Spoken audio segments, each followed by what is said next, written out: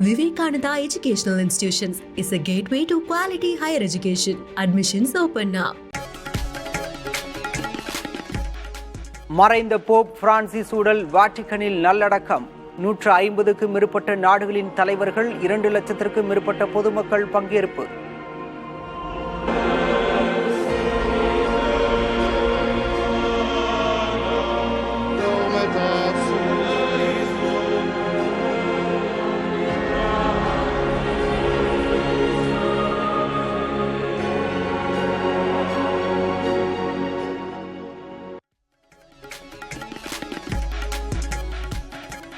சமூக நீதி, நேர்மை, துணிவு ஆகியவற்றை மனதில் வைத்து ஏழை மக்களின் வளர்ச்சிக்காக பாடுபட வேண்டும்.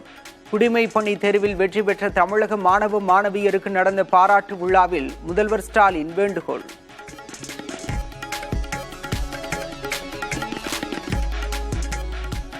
மக்களை ஏமாற்றி ஆட்சிக்கு வருவது இனி நடக்காது, நடக்க விட மாட்டோம்.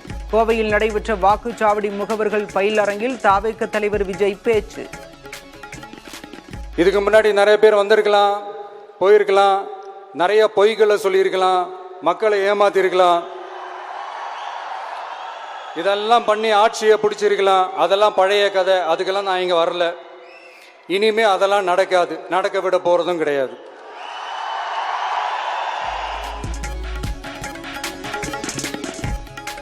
கடன் வழங்கும் நிறுவனங்கள் வலுக்கட்டாயமாக பணத்தை வசூலித்தால் சிறை தண்டனை.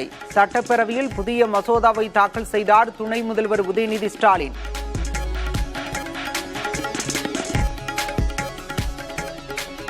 அமைச்சர் பதவியிலிருந்து விலகுகிறாரா செந்தில் பாலாஜி? சட்டப்பேரவையில் செந்தில் பாலாஜிக்கு பதிலாக மசோதாவை தாக்கல் செய்தார் அமைச்சர் ரகுபதி.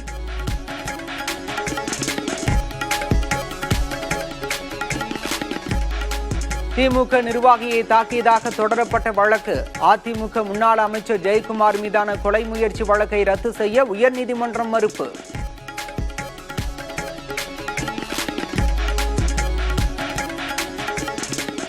சிவகாசி அருகே பட்டாசு ஆலை வெடிவிபத்தில் 3 பேர் உயிரிழந்த பரிதாபம். ஆலையின் உரிமம் தற்காலிகமாக ரத்து.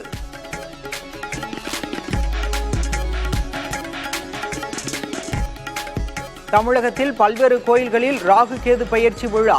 திருப்பாம்புரம் ராகு கேது கோயிலில் 1008 லிட்டர் பால் கொண்டு அபிஷேகம்.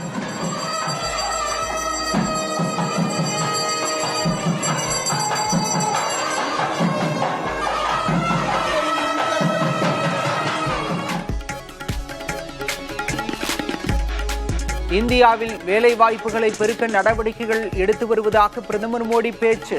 இந்தியாவின் வளர்ச்சியில் பெண்களின் பங்களிப்பு அதிகரித்து வருவதாகவும் பெருமிதம்.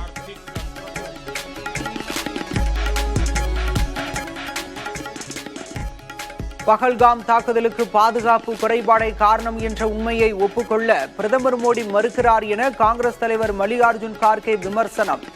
தாக்குதல் தொடர்பாக விவாதித்த அனைத்து கட்சி கூட்டத்தில் பங்கேற்காதது ஏன் எனவும் கேள்வி.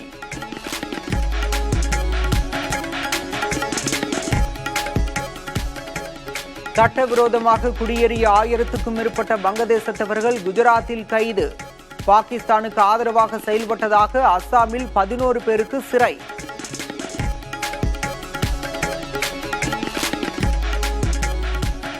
ஐந்து ஆண்டுகளுக்கு பிறகு மீண்டும் தொடங்குகிறது கைலாய யாத்திரை. ஜூன் முதல் ஆகஸ்ட் வரை நடைபெறும் என்றும் செல்ல விரும்புவோர் விண்ணப்பிக்கலாம் என்றும் வெளியுறவு அமைச்சகம் அறிவிப்பு. IPL ஏலத்தில் தவறு செய்துவிட்டோம். தொடர் தோல்விகளை சந்தித்து வரும் CSK அணியின் பயிற்சியாளர் ஸ்டீஃபன் பிளமிங் கருத்து.